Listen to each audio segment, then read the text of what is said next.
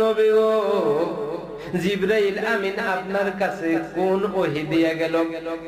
আমার দয়াল নবীজি ফরমান, এই মুহূর্তে ওহী নিয়ে আসছে, ইন্না উম্মতি সাতাকতুলু ইবনে হাযা।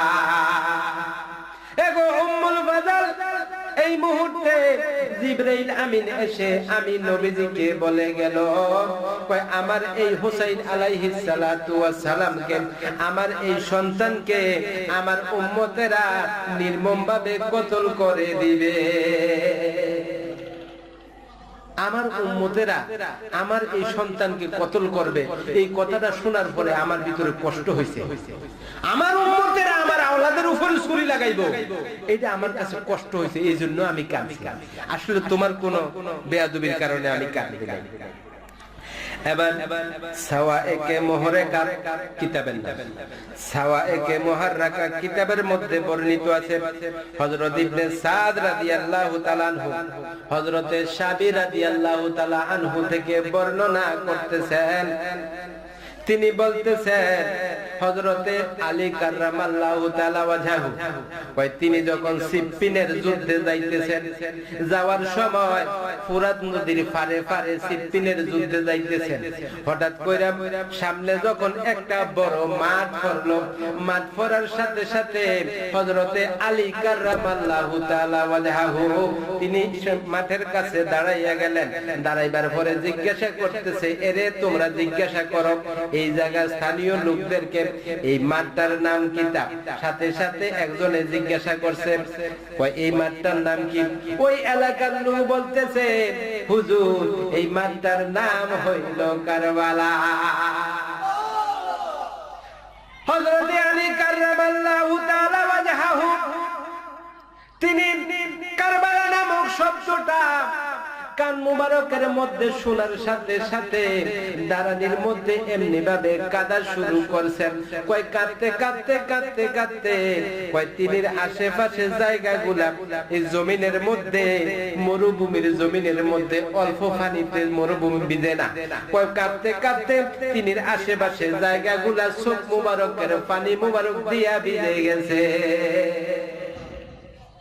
এত বেশি কাঁদছে। সাথে তারা বলতেছে, আমিরুল মুমিনিনকে কিছু জিজ্ঞাসা করব, উনি কাঁদতেছে কেন? জিজ্ঞাসা করার সাহস পাইতেছে না। বলতেছে, আমরা জীবনে কোনোদিন উনাকে এমন ভাবে কাঁদতে দেখিনি। এবার আমিরুল মুমিনিন কাঁদা থামছে। থামার সাথে সাথে তারা জিজ্ঞাসা করতেছে, এগো আমিরুল মুমিনিন, বেয়াদবি ক্ষমা করবেন, আপনাকে কোনোদিন এমন ভাবে কাঁদতে দেখি নাই, আপনি আজকে এত বেশি কাঁদলেন কেন? হযরত আলী কাররামাল্লাহু তাআলা ওয়াজহু তিনি বলতেছেন, আমি একদিন দয়াল নবীজির দরবারে গেলাম, যাইয়া দেখতেছি আমার দয়াল নবীজি কাঁদতেছেন। আমি আলী জিজ্ঞাসা করলাম, ইয়া রাসূলুল্লাহ, ইয়া হাবিবাল্লাহ, নবী গো, আপনার সাথে কে বেয়াদবি করছে? শুধু একবার আমার কাছে তার নামটা বলেন, আমার এই তরবারি দিয়া ওই বেয়াদবের বিচার করে দিব। আমার নবীজি ফরমান, এগো আলী, না না না, কোন কেহ আমার সাথে বেয়াদবি করে নাই, একমাত্র এই মুহূর্তে জিবরাইল আমিন এসে আমার কাছে ওহী দিয়ে গেছে। এই জন্য ওহী শোনার সাথে সাথে আমি দয়াল নবীজি কাঁদা শুরু করছি। আমার দয়াল নবীজিকে জিজ্ঞাসা করে, ইয়া রাসূলুল্লাহ, এমন কি কথা জিবরাইল আমিন আপনার কাছে বলছে আর আপনি কাঁদতেছেন? আমার দয়াল নবীজি ফরমান, ইন্না ওয়ালাদিয়াল হুসাইনু ইউকতালু বিশাতিল ফুরাতিহি বিমাউদাইন ইউকালু লাহু কারবালা।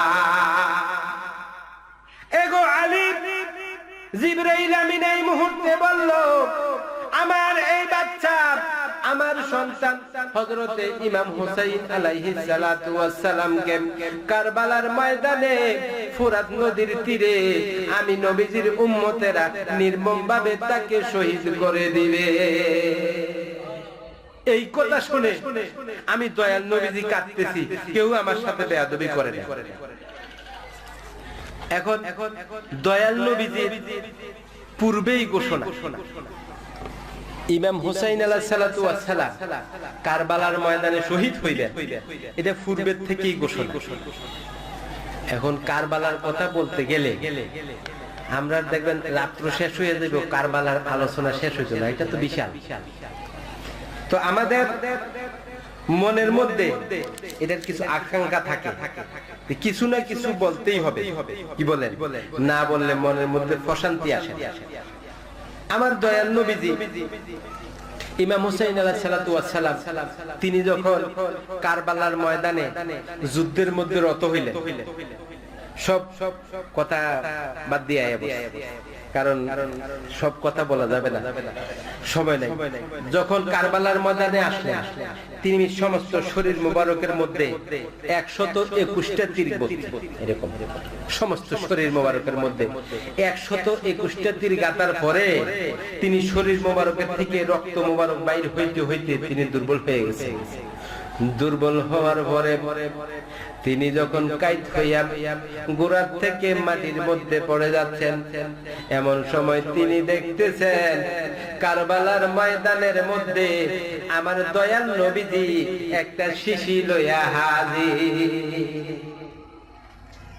হযরত ইমাম হুসাইন আলাইহিস সালাতু ওয়াস সালাম তিনি দেখতেছেন শুধু আমার দয়াল নবীজি নয়, আমার দয়াল নবীজির সাথে হযরতে আলী কাররামাল্লাহু তাআলা ওয়াজহু, হযরতে মা ফাতিমাতুজ জোহরা আলাইহিস সালাতু ওয়াস সালাম, তারা দুইজন আমার দয়াল নবীজির সাথে হাজির।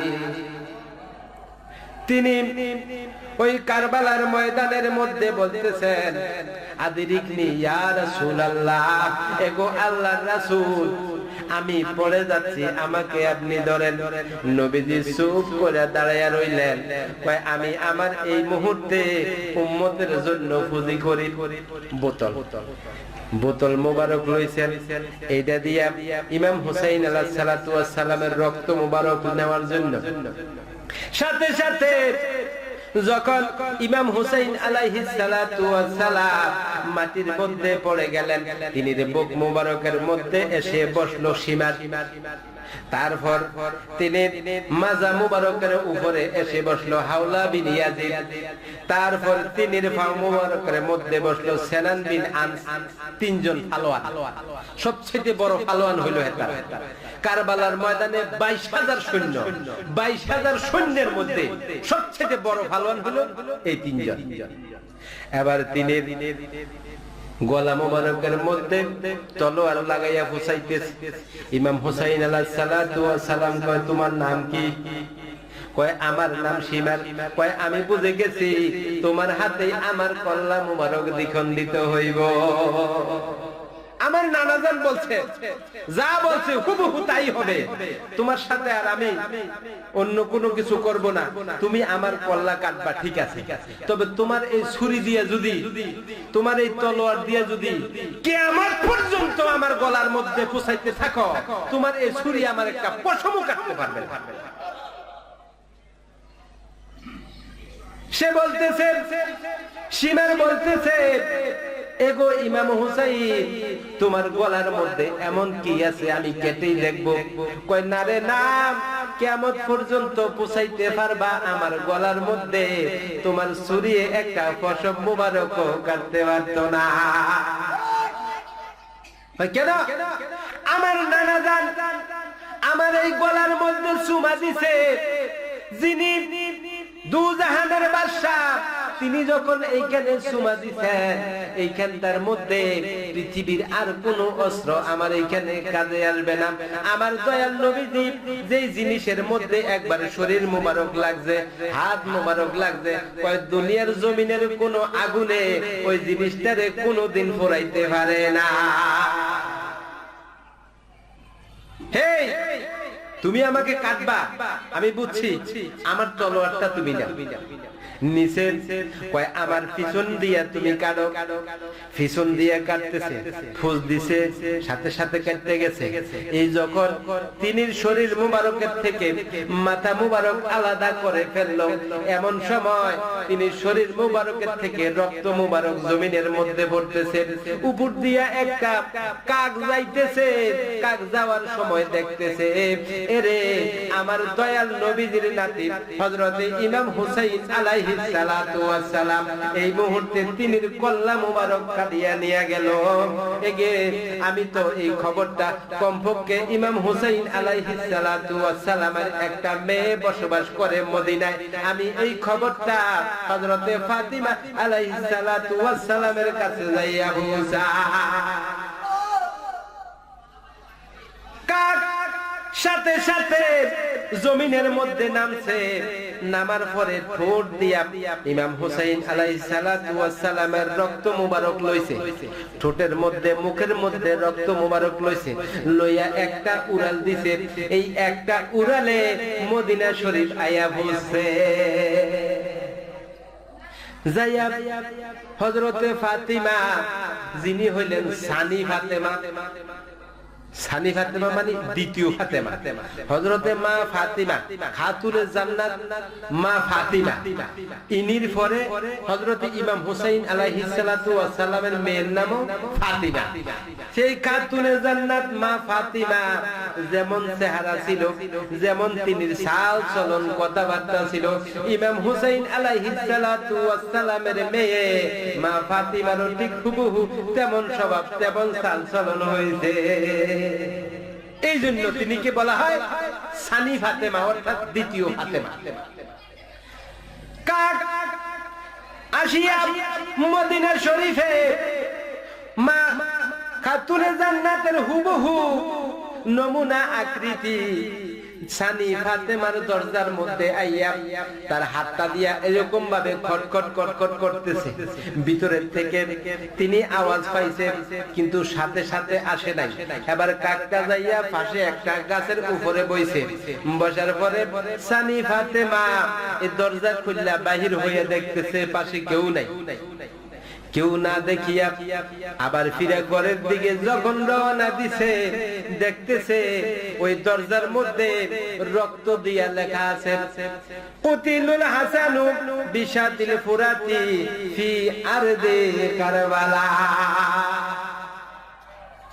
সানি ফাতেমা দেখতেছেন দরজার মধ্যে লেখা আছে, এগো ফাতিমা, তোমার পিতা ইমাম হুসাইন আলাইহিস সালাতু ওয়াস সালাম ফুরাত নদীর তীরে কারবালা নামক প্রান্তরে ইয়াজিদ বাহিনীরা তিনিরে এই মুহূর্তে কতল করে নিয়েছে। তিনি তাকাইলেন, কে লেখলো? দেখে যে পাশে একটা কাক বইয়া রয়েছে, কাকের ঠোঁটের মধ্যে রক্ত মোবারক লাগিয়ে রয়েছে। এবার চিন্তা করলো এই কাকটাই লেখছে। এবার তিনি কাকটার দিকে তাকাইয়া রয়েছে, দেখতেছে কাকটা জিমাইতেছে। অর্থাৎ তিনি যখন ইমাম হুসাইন আলাইহিস সালাতু ওয়াস সালামের কান মোবারক কাটছেন, কাটার সাথে সাথে তিনি যখন দেখছেন অন্তরের মধ্যে একটা ভীতি সৃষ্টি হয়েছে, একটা ক্রোধ সৃষ্টি হইতে, ভালোবাসার মানুষকে যখন কেউ আঘাত করে অন্তরের মধ্যে একটা আঘাত খায়, ওই কাকের ভিতরে আঘাতের সাথে সাথে কাক স্ট্রোক করিয়া সাথে সাথে জমিনের মধ্যে পড়ে গেছে, ইন্তেকাল করছে। ইমাম হুসাইন আলাইহিস সালাতু ওয়াস সালামের ভালোবাসায় কাক স্ট্রোক করে মারা গেছে। আমরা আসেনি এতটুকু ভালোবাসা, আমরার ভালোবাসা আরো কম। কিন্তু এত ভালোবাসা থাকলে আহলে বাইতের স্মরণে আমরা যে আনন্দ পাওয়ার কথা, আহলে বাইতের স্মরণে আমরা যেরকম উৎসুক থাকার কথা, আমরা কিন্তু এরকম নাই। এখন আসি শুধু ফরমালিটির জন্য, বুঝছেন না? যদি ভালোবাসা থাকতো তো আহলে বাইতের স্মরণ আসলে পরে আমাদের চাল চলন কথাবার্তা সবকিছু ব্যতিক্রম হইতো তাদের স্মরণে। হযরত জয়নাল আবেদিন রাদিয়াল্লাহু তাআলা কারবালার ময়দানের সমস্ত ঘটনা দেখছেন, হুসাইন আলাইহিস সালাতু ওয়াস সালামের ছেলে, তিনি যতদিন দুনিয়ার মধ্যে জীবিত ছিলেন, ওনার ওই সময় বয়স ছিল 22। এরপরে তিনি বিবাহ শাদী করছেন, এরপরে তিনি বাচ্চা কাচ্চা হয়েছে, তারা বড় হয়েছে। যতদিন দুনিয়ার জমিনে ছিলেন কোনদিন একবারও হাসি দেন নাই, সব সময় কাঁদতেন কাঁদতেন। তিনি ছেলেরা জিজ্ঞাসা করে, বাবা জীবনে কোনোদিন আপনারে হাসতে দেখিনি, শুধু কাঁদতেই দেখছি, ঘটনা কি, আপনি হাসেন না কেন, এত কাঁদেন কেন? কয় বাবা রে, আমি যেমনি ভাবে কারবালার ময়দানের ঘটনা আমার স্বচক্ষে দেখছি, তোমরা যদি এই ঘটনা তোমাদের চোখে দেখতা তোমরাও কোনোদিন হাসি দেওয়ার খবর আসতো না। এত কঠিন অবস্থা গেছে আমি দেখি, এই জন্য আমার চোখের মধ্যে সবসময় ফানি থাকে, মুখের মধ্যে কোনো সময় হাসি আসে না। বুখারী শরীফের মধ্যে এই হাদিস এবং মেশকাত শরীফ 572 পৃষ্ঠা, বুখারী শরীফে এবং মেশকাত শরীফে 572 পৃষ্ঠার মধ্যে এই হাদিস। ওয়া আন আনাস ক্বালা قال أتي عبيد الله ابن زياد براس الحسين فجعل حضرت আনাস রাদিয়াল্লাহু তাআলা আনহু তিনি বলতেছেন, قال أتي عبيدুল্লাহ ইবনে জিয়াদ ইমাম হুসাইন আলাইহিস সালাতু ওয়াস সালামের মাথা মুবারক যখন কাটিয়া কুফা নগরীর শাসন করতাম উবাইদুল্লাহ ইবনে জিয়াদের কাছে হাজির করা হইল। ফাজাআলা ফি তিনি মাথা মোবারক নিয়া তার শাহী কুরসির কাছে দিয়া একটা উঁচা জায়গার মধ্যে একটা তস্তের উপরে, একটা তস্ত অর্থাৎ একটা থালের উপরে হযরতে ইমাম হুসাইন আলাইহিস সালাতু ওয়াস সালামের মাথা মোবারক রাখছে। ফাজাআলা ইয়ারকুতু ইবনে জিয়াদ তার হাতে একটা লাঠি ছিল, ওই লাঠিটা দিয়া ইমাম হুসাইন আলাইহিস সালাতু ওয়াস সালামের মুখ মুবারকের উপরে, দাঁত মুবারকের উপরে এমনি ভাবে টোক্কা মারতেছে, টোক্কা লাগাইতেছে। কয় ওয়াকালা ফি হুসনিহি শাইআন, কয় ইমাম হুসাইন আলাইহিস সালাতু ওয়াস সালাম সম্বন্ধে সে মন্তব্য করতেছে। ইমাম হুসাইন আলাইহিস সালাতু ওয়াস সালামের তিনি চেহারা মুবারকের কুচি কুচি বর্ণনা দিতেছে। قال আনাস রাদিয়াল্লাহু তাআলা আনহু বলতেছেন, আমি আনাস ওই সময় ইবনে জিয়াদের দরবারের মধ্যে উপস্থিত ছিলাম। কয় ফাকুলতুম ওয়াল্লাহি, কয় তখন আমি দাঁড়াইয়া গেলাম, দাঁড়াইয়া ইবনে জিয়াদের সামনে বলতে লাগলাম, ওয়াল্লাহি আন্নাহু কানা আশবাহাহুম বিরাসূলিল্লাহ। এরে ইবনে জিয়াদ, আমি আনাস খোদার কসম খাইয়া বলতেছি, এগো ইবনে জিয়াদ, আমি আনাস খোদার কসম খাইতেছি, আমি খোদার কসম খাইয়া এই কথাটা বলতেছি, ইমাম হুসাইন আলাইহিস সালাতু ওয়াস সালামের চেহারা মুবারক আমার দয়াল নবীজির সাথে হুবহু মিল আছে। সুবহানাল্লাহ। আমার দয়াল নবীজির চেহারা মুবারক যেমন, ইমাম হুসাইন আলাইহিস সালাতু ওয়াস সালামের চেহারা মুবারক তেমন। এবার ইবনে জিয়াদ কয়, এই বুড়া এমনি হারিয়ে গেল কি লিখে? আমার দরবারের মধ্যে আমার কথার বিরুদ্ধে কথা বলবে এমন তো কোনো লোক নাই, যে বলছে তারে তো কল্লা কাটতে ফেলাই। সে তো বুড়া, এই জন্য তার কল্লা কাটলাম না, তারে কটা বাড়ি দিয়া এখান থেকে বাইর করে দেয়। সাথে সাথে বাড়ি দিয়া বাইর করে দিছে। আনাস রাদিয়াল্লাহু তাআলা তিনি আর ওইখানে ছিলেন না। এবার তিনি মাথা মোবারক কুফা থেকে বসরা নগরীতে নেওয়া হয়েছে। বসরা নগরীতে নেওয়ার পরে বসরা নগরীতে নিয়ে ইয়াজিদের দরবারে হাজির করছে। রাত্র হয়ে গেছে, রাত্রের বেলা ইয়াজিদ বলতেছে তারা 54 জন শহীদ